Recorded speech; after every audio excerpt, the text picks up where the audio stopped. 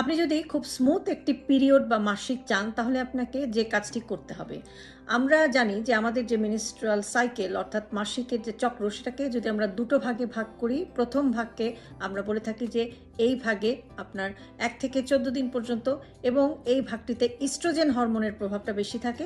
এরপর 14 থেকে 28 দিন সেটা হচ্ছে যে আপনার প্রোজেস্টেরন হরমোনটার প্রভাব এই সময় বেশি থাকে। তো আপনি যদি আপনার পিরিয়ডটাকে স্মুথ করতে চান তাহলে এই যে প্রথম হাফ অর্থাৎ 1 থেকে 14 দিন, এই 1 থেকে 14 দিন প্রতিদিনই আপনাকে 1 টেবিল চামচের মতো পরিমাণ ফ্লেক্সিড এবং 1 টেবিল চামচের মতো পরিমাণ পাম্পকিন সিড বা মিষ্টি কুমড়ার বিচি খেতে হবে। এটা আপনার ইস্ট্রোজেন লেভেলটাকে ব্যালেন্সে রাখবে এবং পরবর্তী হাফে যে আপনার প্রোজেস্টেরন হরমোনটি প্রয়োজন সেটা প্রোডাকশন করতে বা সেটা তৈরি করতে আপনার বডিকে হেল্প করবে।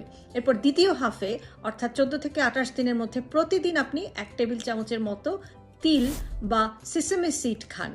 এটা কিন্তু আপনার প্রোজেস্টেরন হরমোনটাকে এটা প্রোডাকশনে সাহায্য করবে এবং আপনার বডিতে তখন যে ইস্ট্রোজেনের লেভেলটা সেটাও এটা মেনটেন করবে। এবং আরেকটি জিনিস হচ্ছে যে এই সেকেন্ড হাফে আপনার জরায়ু বা ইউটেরাসের যে লাইনিং এটাকেও এটা সাপোর্ট করবে এবং প্রিমেনস্ট্রুয়াল যে উপসর্গগুলো হয় অর্থাৎ পিরিয়ডের আগে যে উপসর্গগুলো হয় সেগুলো কমাতেও সাহায্য করবে। ভালো থাকবেন সবাই।